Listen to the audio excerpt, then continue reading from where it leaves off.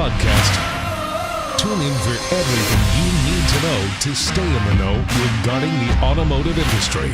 Here's your host, Jason Harris. Hey, what's going on, Podcast Nation? It is Jason Harris here, and thanks for joining me for another episode of Strategy Mob. Today I have two awesome guests. I have Mr. Ian Cruickshank and Stephen Granger, both joining me to jam today. Hey guys, thanks for taking the time to hang with me. Yep, thank you. Pleasure to be here. Here's how I think we should kind of start off our conversation today. For everybody out there that's watching and listening and kind of don't know, kind of what your guys' background story is or kind of how you guys got started in the industry, I think a couple origin stories are just best way to start us off. So let's go ahead and start off with you, Stephen. How did you get started into this crazy business we call the automotive industry? Yeah.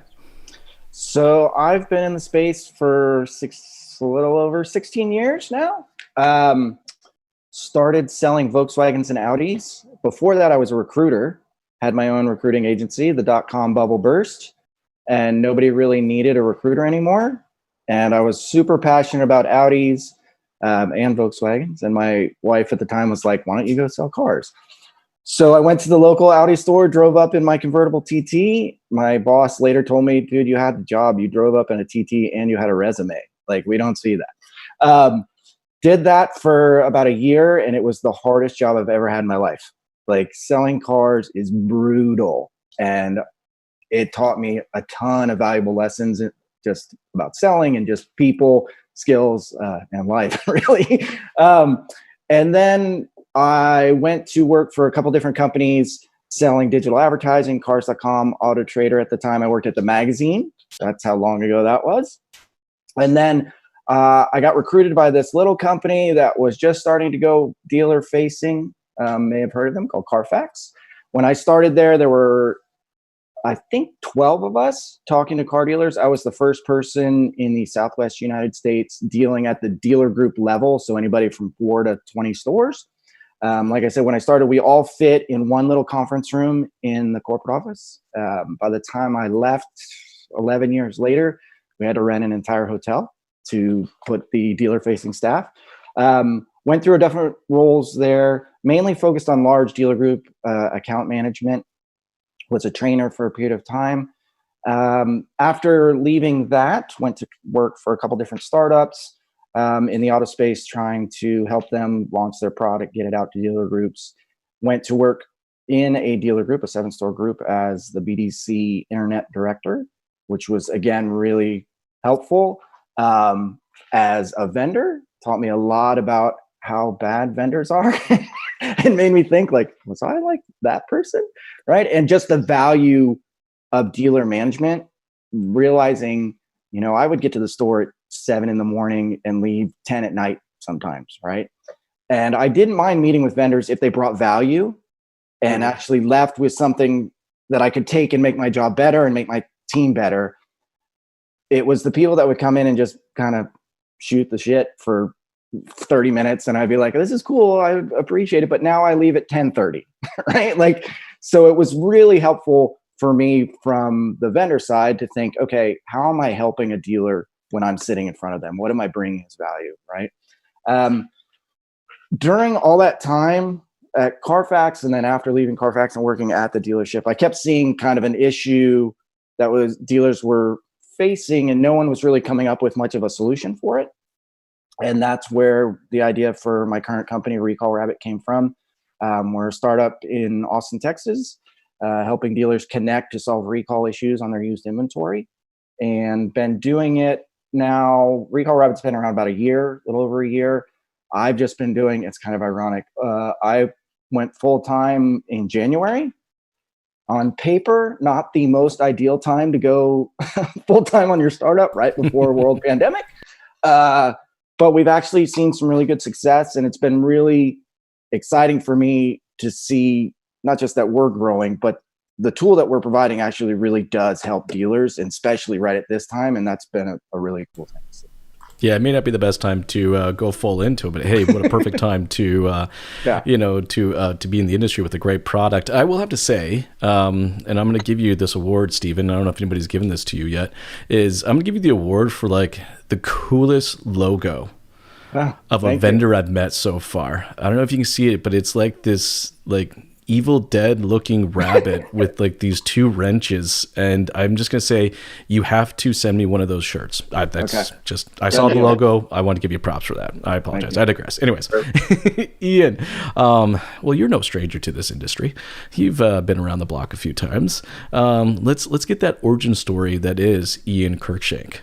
Yeah, for sure. So, for me, my start into, I guess, industry and work was a little less, a little less normal. My first career was actually as a ski pro. I came out west after doing my undergraduate degree in business and marketing and HR, and I decided I wanted to be a really badass ski pro.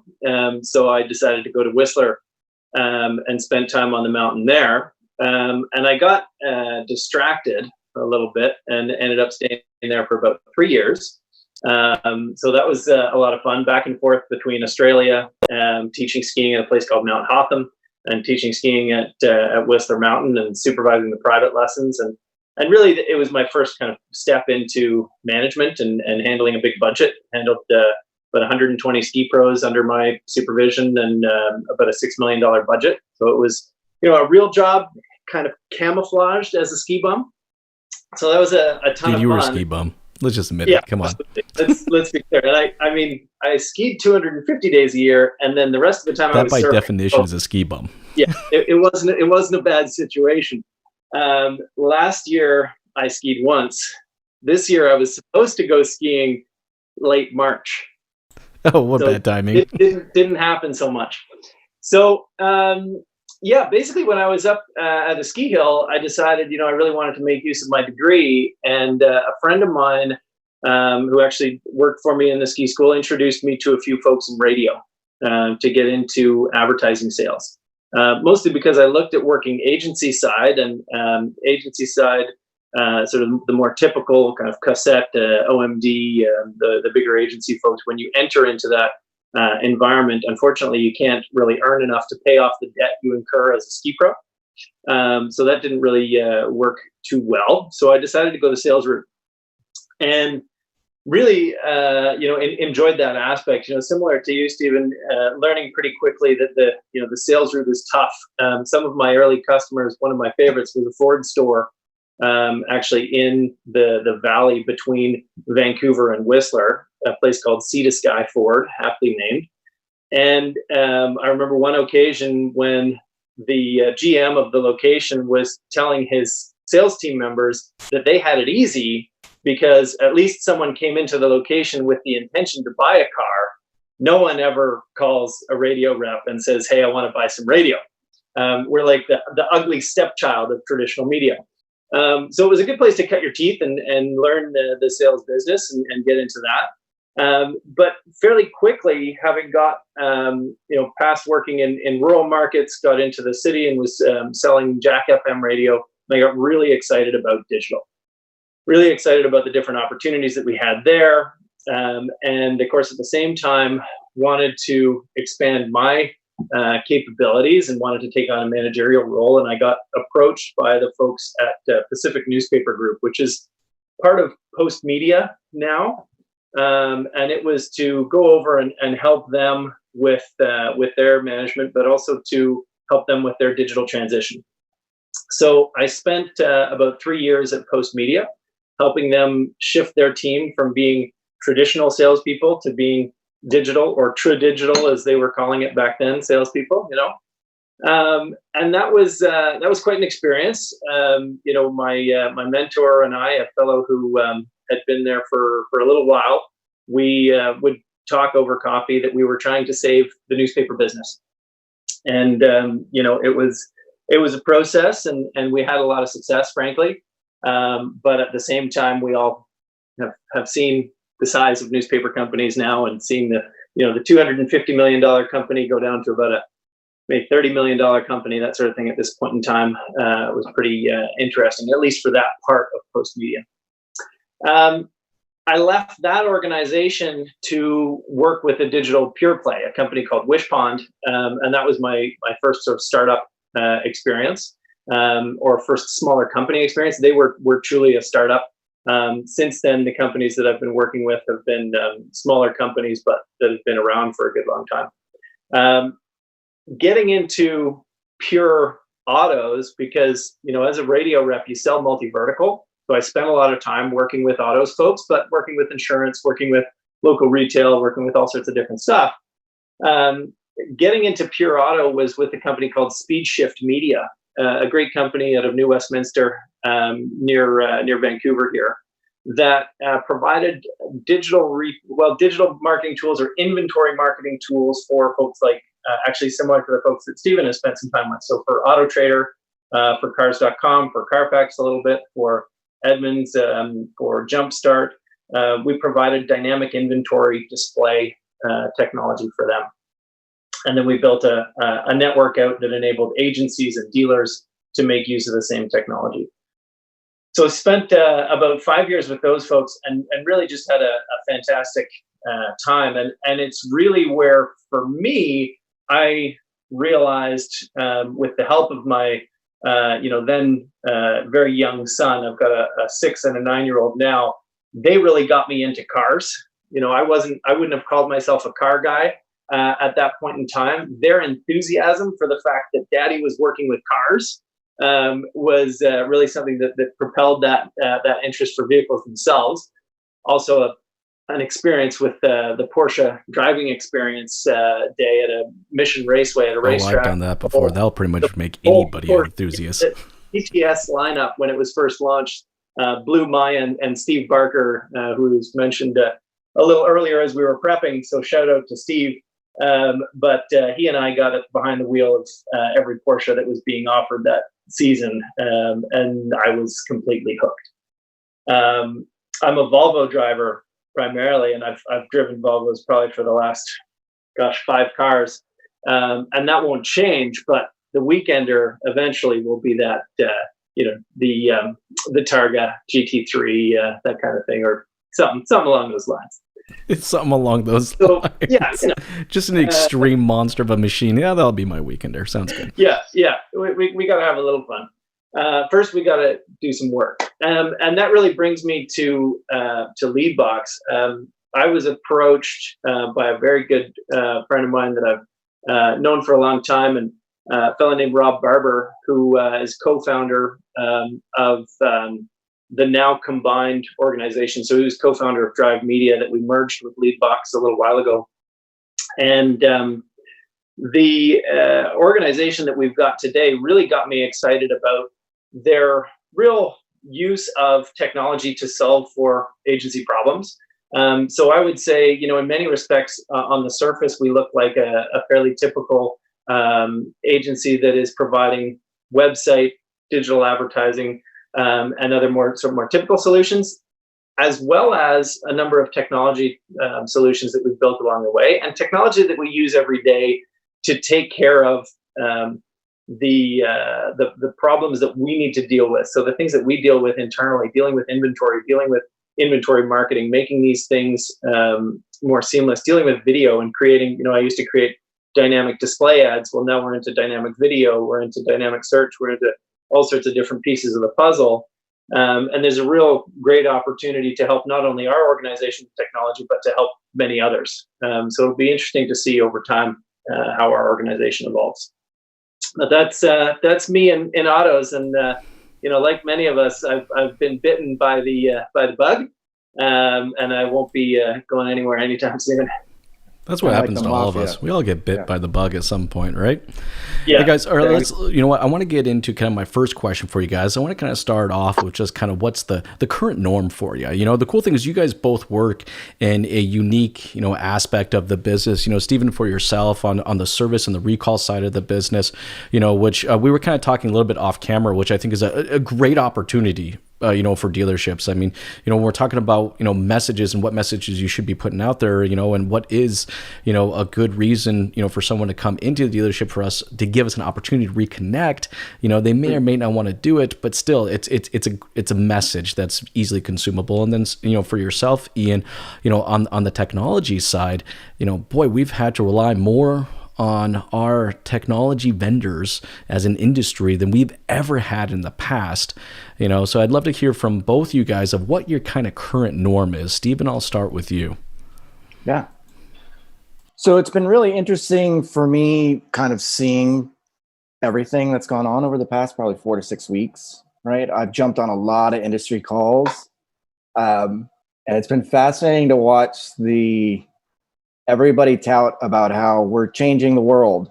And I'm like, I've been doing this for a long time and we've delivered cars to people for a long time. Like, this isn't that different. But the things that I think people are jumping into, right? Like home delivery, will come grab your car, sound really good and are good. And I think when we get through this, our space is going to be so much better than before, just because we've had to and make these changes. But I think the little things that people go, okay, great, we're going to do this. You got to think kind of through, and especially like on the service side, how are you making cars safe for people, right? Like, yeah, it's one thing to say, I'm going to come bring your car back, but 3 techs have worked on it. The porter drove it. Like, how am I protecting the consumer and messaging that? Like, you're probably doing that. And what I've seen on a lot of these calls that I've been on is people talking about that, what services they're using, how they're doing it, and then messaging in that. And I think that's going to be important during this time too. It's not only are we doing the things that we probably should have been doing, like, I'll use a name that is not very good in our space that people don't like, the Carvanas of the world, right? Like, you can use everybody, it. I think there's right? nothing wrong Everybody with it. could do that and has done that. And I delivered cars at home. But thinking, okay, well, how do I message what's unique about us and what's different about Bob Smith Chevy delivering a car to you than some big corporation somewhere else, or whatever that is, and then walking that through. And like I said, for me on the service side, the fixed ops side, and our business does not do anything with the consumer side of the world. We just connect dealers to fix recalls that they have in their used inventory. But even just being on a lot of the calls that I've seen, people thinking about how do we do this differently. And again, for me, like I said, I started probably not the best time in the world, but like, it's cool for me too to see dealers connecting. Like, we get such a bad rap in our space, and that's one thing that drives me crazy, is how some of it's deserved, right? But the dealer space, and it's been cool to see everybody just kind of like, how do we help each other, right? Like, I was on one call and one guy, they were talking about giving toilet paper out because they're like, we have 72 bathrooms in our dealership and we don't need all this, like little stuff like that. And I really think one thing that's cool, and we fit into this, is I think there's also going to be some stuff that comes out of this, how dealers are going to learn from each other and truly help each other down the road, and maybe break down some of that we're all just at it to kill each other. That, taking a step back, like, what are you using that's working? How are you using it? And here's some data that we're using, right? Like, there may be some stuff. I was telling a potential investor the other day that I almost feel like this could be a moment like the gig economy, right? Like the change from Uber and what they've done in the world. Like, there may be some partners out there that this may change how dealers work together and come out of this, right? That's actually a really good point. I mean, I actually know a couple of dealer associations that are in talks right now of actually how they are sharing resources, on almost to the point where also how they're sharing employees and technicians. So I think there's a lot going on out there. There's a lot of conversations. So there's dealerships out there that are doing a lot with a lot less. And that's becoming, that's our current norm. But I have a lot of dealerships that are having the conversations like, is that going to be my new norm? Do I really need to have 170 employees at my dealership? I'm operating right now. I mean, I have some dealerships right now, and I hate to say it, but it just is what it is they're actually having some of the most profitable months they've ever had. Yes, their revenue's down, 30, 40, 50, 60%. But their expenses are down, 70, 80%. And I have dealerships that are now looking towards the tech side, and going, how can I, kind of rely a little bit more on my tech providers, my tech vendors, and do I need to have so many hands in the pot? Can I process the crap out of this? And for yourself, what are you seeing? What's the current norm for you as far as conversations out there? Yeah, it's interesting. I really like the point, Stephen, about collaboration that you bring up, and Jason echoing that. Even across the vendor side of things, right? I'm close with probably the head of pretty well every organization across the country, and many into the U.S. And one of the things that I've done is made a point of having regular conversations with folks to hear how everyone's doing. What sort of decreases people are seeing, what's happening in the market, what kinds of programs are people releasing, how are we supporting our dealer partners, and that air of support, that air of collaboration, that air of humanity that really comes into play in these instances is really a very nice thing to see. Like you mentioned, Stephen, giving away toilet paper. We've got gabs and gabs and gabs of it. Why wouldn't we pass it out to the market? Actually, for the first time, I was at the grocery store. My wife and I have, she's immune deficient, and so we've been very careful about this situation and taking significant precautions. So we're going to the grocery store maybe once every couple of weeks, and going on a Wednesday is a much better thing than going on a Saturday. So I was in there, and for the first time, I actually saw toilet paper on the shelf. So that was pretty exciting. We were doing okay in that department. No worries. But, seriously, guys, let's take a moment here. Like, would you ever think that seeing toilet paper on a shelf would get you going? Like, come on. Right? And in your brain, were you like, for everybody? were you like, do I grab it? I know we've got some, but well, that's it. Right. And so left it on the shelf. Right. In my perspective, I did the right thing. I didn't let the pandemic crazy take over. I left it there. But let's be clear, folks. If we were in the world where bidets were more common, none of us would be concerned. Right. So there's things to be said about European perspective. But no, all of those aspects, the way people are supporting each other. One of the things that we decided to do as an organization was to really reflect on what we could do to help our partners, right? So it's a question of offering the different recommendations, offering the different things that you can do. What can we do to support financially in certain ways, but then what can we do more for our dealer partners? And a piece that we took on was, okay, well, there's a great program being offered for Ford dealerships or for Ford buyers, effectively. So 3 months no payments, and then 3 months deferred, and that's a great program by Ford Credit, and it was put out as the OEM message. For us, we spend a lot of time creating video and doing interesting stuff for our customers. So we said, well, look, let's do a video, and then at scale, let's personalize it. So we were able to personalize it for all of our dealer partners. So 125 customers, partners along the way that we supported with that video. And then we said, okay, well, in that same air of collaboration, can we do this for all 480 something across the country?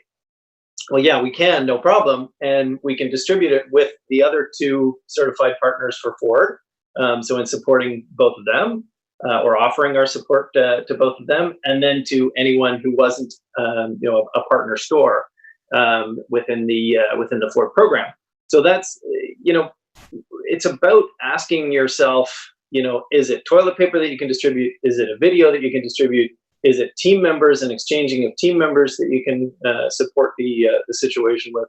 Just what can you in fact do to help on the human side of things? No, and I think that's what we all kind of have to do right now. And actually, it's an opportunity, right? Like, I mean, we're connecting. We're connecting from vendor to client, from dealership to client, from, to your point, just human to human.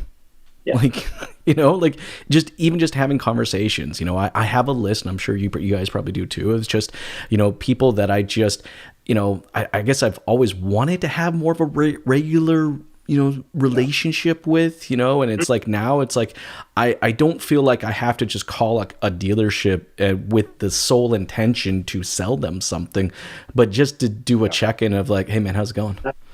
Yeah. You know, you doing all right? Is there anything I can assist with? I mean, because and it being genuine, right? that's the kicker. And it being genuine. It's not just like, hey, well, let me tell you. Like, I know for me, I'm literally called like, how are you?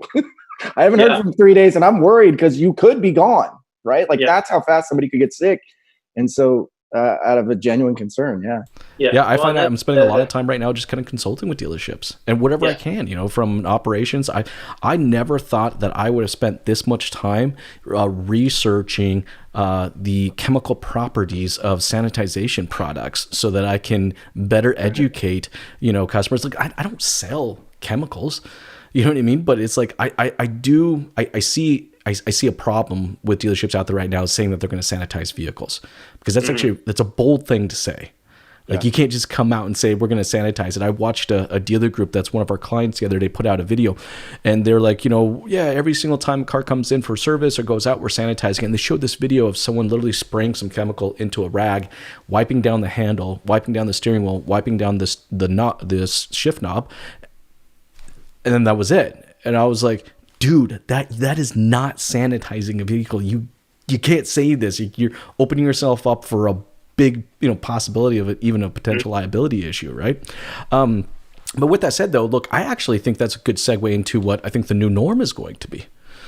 You know, I mean, look, I don't know when it's going to happen. It's going to happen 2 months from now. It's going to happen 2 weeks from now or 3 months from now. The government is going to come out and say, okay, you can pop your head out now. Come out of your cave and go explore a little bit, you know, but that in no way means that things are going to be back to normal. You know, I was talking to a neighbor the other day who takes the train on a regular basis. I said, you know, what are you going to do for transportation? He's like, well, I'm not getting back on a train. So, you know, he was asking me, you know, what's the cheapest lease he can get on a Nissan Sentra?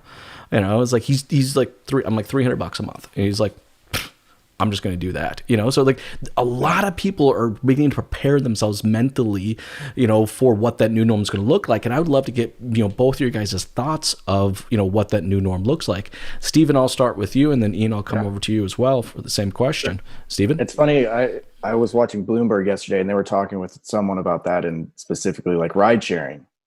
Yeah. Like, how is this going to affect that? Are people going to be willing to get in a car with a stranger, and how will that affect the auto space, right? Like, because all of a sudden, all those people that have been like, I'm not going to buy a car, I'll just take Uber every day. Like, to your point, Jason, maybe $300 a month isn't that bad for safety's sake. Even when I travel, you know? I mean, like, I'm sure you're probably the same too. You know, whenever we travel, or Steven, whenever we travel, like, I don't rent a car. Like, I just logistically, it just is a pain in the ass. I will just go in there. I'll Uber the whole time. And even when I do rent a car, I don't even rent a car from Hertz. I do Turo. I love doing Turo.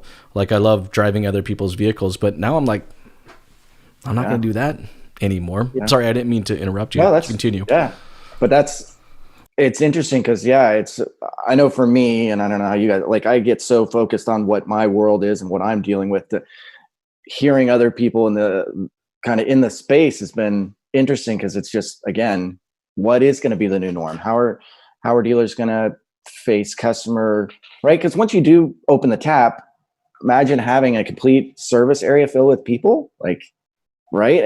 And to your point, my father-in-law was an attorney for a lot of local car dealers, and he used to joke about, you know, how bad they would get sued for anything, right? Like the minorest little detail. I'm going to sue the dealer because he's got a big name on the building. Like, I was thinking about that earlier, Jason. We were talking about saying you're sanitizing cars, right? Like, it's going to be scary, but I think we'll get through it. It's just, I think it's done a lot for process. I think it's been, I think it was one of your earlier podcasts I was watching, Jason, where you talked about, we've kind of been through this before in 2008.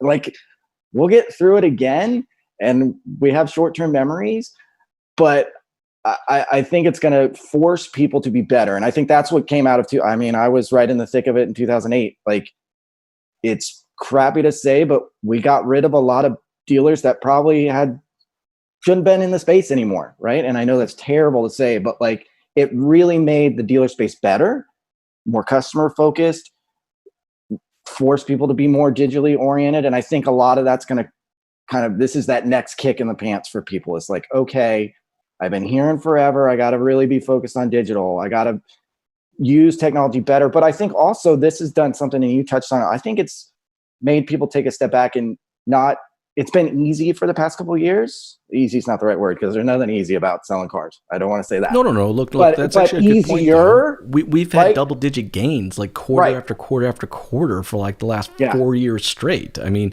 you've been able to, like, as an industry, we've been able to half-ass our way through operations and marketing and still be profitable. I hate to say it, but not for everybody. But I'm just saying, as the general for the industry, that's been the case. And so I think it is forcing people to really look like, is this vendor helping me? How is it helping me? Not just monetarily, right? Because there's other aspects about dealing with a vendor that can be helped, right? Like Ian was talking about, like, are they working together and doing stuff beyond the pale that I'm not paying them for, but it really is helping me? As well as just the dealers, like, one of the things that I was super adamant about with starting our company is providing something that there was a clear ROI and a dealer could say, yes, it makes money. Because I see so many vendors in our space, and I don't want to get on soapbox bad vendors, but like, and I don't want that to come across, because there are a lot of great vendors, but like, that think they're smarter than car dealers, and I'm going to create this cool technology and it's going to help the silly car dealer, right? And at the end of the day, it doesn't help them sell more cars, doesn't drive more traffic, doesn't really do anything. And I think this is also kind of a cleansing of that, right? Like, no, I'm with you. I think the days of perceived value is gone out the window. And, I think when we come back into this new norm, for our industry in general, we put a lot of stuff on pause, right? Pretty much anything we could put on pause, we put on pause. Yep. And I think that's going to take time, that's going to allow us the time to look at the vendors that we're working with and the technology that we're using and going, was there just simply a perceived value, or was there real value? Do I turn this vendor back on? Yeah. It's also helping us on this side of the fence, right? To really look inwardly and go, okay, do I have way too many people out on the street? Right? Like, I used to handle a large dealer group at Carfax, and it's really funny because one time he's like, you guys don't give me the same kind of stuff that another vendor does. They're taking us to the Super Bowl and putting us in a suite. And I was like, okay, let's take a step back and think about that. Yeah. If you pay me what you pay them, I'll take you to Paris once a quarter, dude. Like, they're right. Like, I think it's also forcing us to look at our products. How is it really working? Is this a time that I can tweak, make things better, and really provide a better value that I don't get on the chopping block, right? That when that dealer's having that conversation, is this tool helpful for me? How are they helping? It's making us better too. And I've seen that on a lot of the calls. Like you mentioned earlier, I think it was Ian, like, I was on a call with Auto Trader and Cars.com, like senior leadership. And I was like, okay, I'm worried that like space-time continuum's about to like implode here. And they were positive about each other and helping. I was like, wow, this really is strange times. Yeah. Yeah. Well, and look, as you go through that, Stephen, there's a lot of different thoughts that I've got relative to, new normal. And it's, it's a funny thing that word normal in and of itself is kind of misplaced in so many respects. Is it's normal. And, we talk about it with our kids, right? Different is totally great. Right. And, the new normal, what's going to be different when we come out the other side, and for how long, right? You talk about, 2008, and, there was some changes immediately after, and there were some changes in the market. There were some changes in the players, but how quickly did things, fall into place in that different reality? And so, same sort of thing as we come out of this, how quickly will things fall into place in this different reality? That's actually a really good point, Ian. because I wonder, like, what's the difference between kind of 2008 and now? For the recession, it was more economics. Right. So, I mean, I think everyone coming off it was like, well, okay, if I buy the car right now and I lose my job next month, do I get to keep it? Do I have money in my pocket? Right. Where now, it's more of a social thing, right? Pocket. What else is in my pocket with my keys? What germs are hanging out there on the key that the guy just, gave back to me, or the clerk just gave back to me? And it's like, okay, well, this is great. These are things I need to be concerned about. Frankly, as much as I travel, previously, like I've been in my home office now for a lot longer than I normally stay. My family's loving it. I'm loving spending the time with them.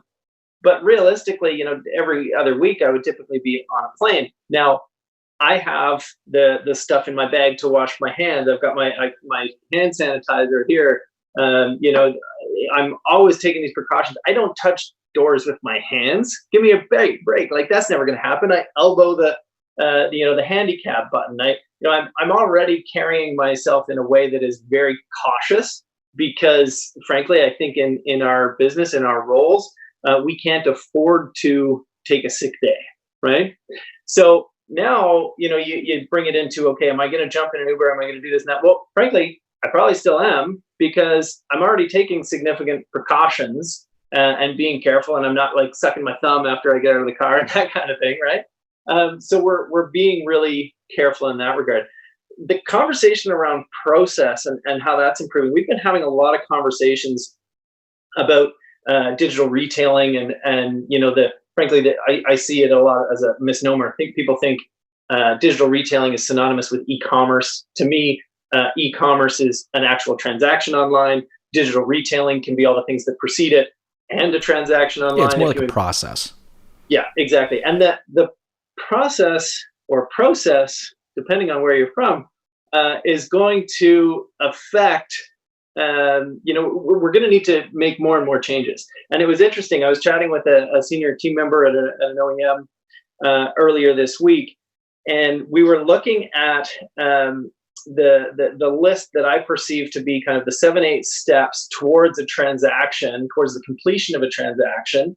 And we just need to, make sure that we can get through the first 4, let alone the last 4, where we're doing paper and we're delivering the vehicle. Like, we need to make sure that a consumer can actually get the final price and actually know what am I going to pay for this vehicle once I get there? What accessories am I going to put on? What's that going to cost me? What's financing going to actually cost me? As opposed to thinking, okay, well, we need to get, the full paper done. We need to have that ready, and we need to deliver it. What happens to delivery when organizations, our dealer partners aren't set up to deliver? How many more people is it going to take to deliver all of these vehicles that are, maybe as far as 100 kilometers away, right? So, that comes into a reality check when you think, okay, real quick, sorry to interrupt, but have you heard about this? Because I haven't. I just heard about this morning. Have you heard about these third-party delivery companies now popping up? Yeah. Interesting. Where it's like we will handle and take on the liability and responsibility of delivering the vehicle, for you, because a lot of provinces and a lot of states have kind of opened up to, as far as like how documentation can be signed versus wet sign versus digital sign. I've all of a sudden I got hit with a couple people this morning on my DM saying, "Hey Jason, we're now offering delivery services for dealerships. I'd love to chat with you about it." It's an idea. I didn't mean to jump in there. I just thought it's something new, right? No worries, Jason. So many things are going to come out of this reality, right? And that's the kicker. You're going to have all of these changes that are going to occur. Some are going to stick. Some are just going to be around for this period. Some are going to continue to evolve as we go through into the different reality that's on the other side. It's funny. I worked at a Mercedes store a couple of years ago for a brief time, and they used a company, and all of a sudden I just started seeing them on a bunch of these calls. And what's interesting is now they're using Lyft to go grab, and I was like, how does that make me feel better as a customer? Like, and they tout it like big, like, we have Lyft drivers that come and get your car. I'm like, I'm not sure that's going to last. Yeah. Like, you might read it, think that. Yeah. But I think the cool part is that what's going on in the industry is that we're all having to take a look at our process. Like, I mean, I don't think I haven't personally seen a dealership yet that I think's got it 100%. You know, I'm finding that there are some dealerships that were maybe a little better prepared, for this than others. You know, I was talking to a group the other day, 9 rooftops, and, for the last 2 years, they've been a one price dealership. Like that's it. It's just one price, nothing else. New cars, used cars, they constantly are changing the prices. But the fact that there was that there hasn't been negotiations, and there's not ever going to be negotiations, that process kind of, leading into this online is more simple, because one of the biggest elements, of purchasing a vehicle was the negotiation of the price. And they've totally removed that. They actually have had it removed for 2 years. So now them going on to a full online, they already seem to be kind of ahead. But I think everyone has to sit there and kind of question, like, what is the process? What does the customer want? I think what it is like, and I keep pushing this, is that as an industry, we want to hold on to the control. I mean, come on, guys. Do you think we're a bunch of ego-driven control freaks? That's the test drive thing. Well, this person did a test drive at another store. No. You have to do the test drive. You have to ride along with them to make sure they're going to buy that car. Frankly, my best experience with test drives has been, here, Ian, take the car, bring it back tomorrow, right? I'm still driving the last one that I did that with, right? Well, mine too. In fact, actually, the Armada that I'm driving right now was exactly that way. I went in there, they're like, you like that one? I'm like, yeah, I'm thinking about that one, but it's big, like it's the biggest SUV we've ever owned as a family. It's huge, And I was like, do you mind if I take it for a longer drive? He's like, yeah, I'd take it for the weekend. Yeah. I'm like, okay, and then I completed the transaction. I would say 80% of the transaction was done over text message, because everyone knows that you call me, I'm probably not going to answer because I'm on a podcast like this or doing something else. But the dealership was willing to craft or to kind of change their process ever so slightly to match my needs. They weren't saying, no, I have to be this, I got to go through this step and this step and this step, and there's no variation to it whatsoever. You have to follow it my way. And I'm thinking that's kind of the biggest fundamental change for most dealerships. And I'd love to hear you guys' thoughts on this. Yeah. Do you guys feel that same way? We used to talk about it actually in media. So when I was working in the digital world, trying to help media companies understand digital, and that they literally had to be in every medium, because the consumer wants to consume the media in the medium they choose. They want to either snack on Twitter, they either want to, look at it on the web, they want to get a physical copy of the newspaper or whatever it is. Same thing with consumers. They're going to want to be in whatever part of the process that they can. And this idea of making the transaction an omni-channel thing, where you can start here, pick it up there, take it back home, continue over here. I mean, I had a great dealer partner of ours, a Honda store, saying, hey, I think it would be really great if we could digitize the F&I process so that someone can come in, figure out what car they want, and we can actually send them home, and they can make their selections with proper information at home without the pressure of someone trying to sell them. Because, after all, people want to buy, they don't want to be sold. Right. So we saw all sorts of things, and there's tons of studies out there that'll say that the self-guided process, as long as there's proper information, people can make a good decision, that they're more likely to increase their basket of goods, the pieces that they're going to add on, whatever the case, if they're doing it on their own. Right. If they're taking their time and they can do so thoughtfully without pressure. So, maybe we need to be more focused on, okay, it's not about I can do the whole transaction online. It's about I can help you with whatever part you want to do in store or online. At the same time, chatting with a friend of mine who's in Arizona, and he's running six stores down there. And the conversations with folks are, hey, we can take care of this online if you want. We can go through this whole process. Oh, no. I'll just come down to the store. That's okay. And their preference in their market for most of their stores, and they did 20% less business. Arizona's seeing about a 25% decrease. They're doing about a 20% decrease in total business. Is that sales or service or total? That's that's new and used sales combined, not service. And they're doing, frankly, quite well. So in that regard, the consumer that wants to come down and do that transaction in person, because frankly speaking, there's a lot of pieces of the puzzle that people will still want to do in person. And it all depends on who created the survey that's going to tell you that they actually want to do it online, right? Was the survey facilitated by someone who helps transactions online, or was the survey facilitated by some sort of body that didn't really have a dollar in the game? They were just actually collecting legitimate information. Well, I think that's what it is. As an industry, we have to do that. Sorry, Stephen, you want to add to that? I was going to just say, I think Ian makes a good point. It's providing what the customer wants and figuring out how do you build technology and process around that, because instead of like, this is how we do things, right? And I think of myself, like 4 years ago, I bought a used Mini Cooper from a dealership that's, in Texas, everything's far away. It was like, I'm sorry, you bought a used Mini Cooper. It was fantastic, but it was literally one of the best buying experiences I had. I never talked to the guy. Email, text, showed up at my house with the paperwork. We agreed on everything. I signed it. I never drove the car, but I had owned a Mini before, so I knew I liked the brand. I liked the way it drove. But I agree. I think it's so everybody's so quick to jump on this. Like, we got to do it all digitally. We got to do everything. Well, I always tell people, like, it's the second most expensive thing people buy in their entire life. Like, you're not going to buy a house online, right? Like, you want to look, feel, where's my couch? The same thing with most people is the car, right? Jason, the Armada. You would not have bought it thinking, is it going to fit in my garage? Right? Like, I remember back in the day when the what's the Expedition or the Ford, the biggest Ford they made. I remember renting one time. Yeah, the Excursion.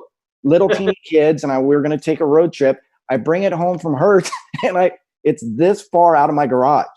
I'm like, well, how do people buy, right? But had I just bought that, I'd have been like, great, honey, I got good news. We got this big car. Better news, we're buying a new house because I can't fit it in our garage, right? Like, I still think there is process that consumers are going to be involved in and want to do it differently. And there may be people like me who are like, sure, I know what I want. I'll buy it all online. I don't ever want to talk to anybody. But to your point, I think it really depends on the marketplace and being ready and willing as a dealership to do it that way, right? Well, and I think that's the key is the willingness. Right? Like, I mean, I don't think we can't have one sales process. We can't even have 2 or 3 different sales processes. I mean, I would literally be sitting down right now, writing out a playbook that probably included 17, 20 different sales processes, depending on who the individual is and how they wanted to continue to proceed with the sales process. And that's actually just sales. I probably write 4 or 5 different service processes right now based on how the customer feels comfortable in bringing in their vehicle or not bringing in their vehicle. And I would have these different things laid out. I think that's just I think at the core of our conversation is what we're talking about here is that we do need to sit down. We need to rewrite the playbook, or we need to add, another 10 to 15 plays that we've never had before. Mm-hmm. Guys, I know we're getting towards the tail end of our conversation today. Boy, that time went fast. That was a lot of fun. Adaptability, right? Oh, sorry. What was that, Ian? Flexibility and adaptability, right? You need to, and I think that's one of the most difficult things for our dealer partners is that the team members that they are able to put on the floor, in many cases, have such a great need for a very clear process to be able to follow step by step, and don't necessarily have the nuanced skill to know when they need to shift gears, when they need to go outside of that process. And in many cases, we don't. As leaders, we don't want to give them the flexibility because we're concerned that they'll fall so far outside of it. And it's really that with great power comes great responsibility idea, right? If we're going to give them that, I love the fact you just quoted Spider-Man. You rock. If we're going to give them that ability, we're talking origin stories off the top. I mean, come on. If we're going to give them that, we have to probably, frankly speaking, train them that much more to know when they can shift and that it's okay, and empower them to do that too. But I understand the hurdles. I appreciate the hurdles that exist at the store level in that. And is technology going to provide those answers in part, but not as a whole? It's going to assist. Yeah. But no, I think that's what we're talking about here. It's empowering someone with the flexibility to let the customer steer the direction that they want to go in, and it's, I see us in the new norm being more of a supporting role, not necessarily like come follow me role. It's like, I just feel like I feel like I need to see the customer and the dealership side by side through the process. versus the customer behind the dealer, and the dealer's like, come on, follow me, let's go, we're going this way, right? Guys, I know we're getting towards the tail end of our time today, and I know we could probably easily jam for another hour here, so I want to thank you guys for taking the time to do this with me. But before we leave, I get to ask my favorite question of the day. All right. I know you guys had some time to think about this, so this is your opportunity to rant as heavy or light as you want. All right. And Stephen, I'm going to start with you. Stephen, what is pissing you off? Ooh, I've been thinking about this. Just, I think the constant communication from every person I've ever maybe gone on their webpage in the past 30 years, telling me how safe they're going to make me be through the COVID-19. Every single person you ever gave an email to? Yeah. The two that are probably like the biggest ones in my life, my landlord and my the company that has my car loan, have not sent me one of those. And I think that's very ironic. I'm like, wait, everybody else who I could care less whether they are going to help me out through this is emailing me. But I think that's my big, which isn't a real big one in life. No, I think it's a good one though. I think the communication, or sometimes a lack of communication. All right, I agree with that. All right, Ian, you're up. What is pissing Ian Cruickshank off? I'll tell you what's pissing me off. People's different interpretations of shelter in place or social distance or social isolation, and making the decisions that they're making that are not conscious of the population as a whole, but conscious only of their own wants, desires, personal needs, personal affection, whatever. It is mind-blowing to me to, go into an environment like the grocery store. All right. We go into the grocery store, we're all lined up, everybody's, there's a predetermined spacing. You go into the grocery store, all bets are off. You go over and you're trying to, reach for eggs or milk, or in my case, soy milk or whatever it is. And you're grabbing this stuff, and you've got 3 or 4 people bearing down on you. I'm like, whoa. Like, come on, let's keep the same distance that we're told to keep inside the premise. And if you don't have to be here, don't be here. If you don't have to, like, for us, we've been having, we've had a couple socials on the driveway where we've got our 2 friends, another couple at the end of the driveway, and we've got a fire pit in the middle of the driveway, and my wife and I at this end of the driveway, right? So we've got, not only do we have distance, we've got this raging fire in between us to burn everything possible. Because, like, there's no way. And everybody's in a different situation, right? Like, there's so many people, like the, more youthful folks that are out there thinking, I'm not going to be affected. And then you've got folks that are thinking, okay, well, I can't leave my house because I'm a senior. Our neighbors across the street, we've been getting groceries for them and helping them out. And, they're not willing to leave the home at all. So let's just remember, let's support each other. Let's bring that humanity back into our decision-making at every turn. So anyone watching this podcast and everyone, considering the importance of this distancing, just, think twice before considering your own needs and your own distance, and think of those that are immune deficient and that need a little more separation. Well said, Ian. I think that was one of the best rants we've had so far. Thank you for doing so. Hey guys, but before we end our session today, for everyone out there that's listening and watching right now, and would love to connect with you gentlemen, and just either socially or through your company website, learn more about what you guys do or follow along with your journey, what is the best way to do so? Stephen, I'll start with you. Yeah, I would say if you want to go to recallrabbit.com or email me, Stephen, it's STEPHEN at recallrabbit. Love to connect with anybody. Awesome. Whether it's about recalls or not, anything somebody wants to reach out to me about. You guys heard it. Just call Stephen. You can ask anything. Call me. Anything. Ian, for yourself, what is the best way to connect with you? Yeah, for us, to learn about our organization, leadboxhq.com. So leadboxhq.com. You can check that out. But for me personally, finding me on LinkedIn is likely the best way to go. Easy to connect with me there. Response time can sometimes be a little bit slower, but I do get to it, as Jason personally knows. And it's Ian, Cruick, as you can see down in the bottom corner, SHANK, And it's just that, if you want to just do the linkedin.ca/ and my full name, you'll get it right away.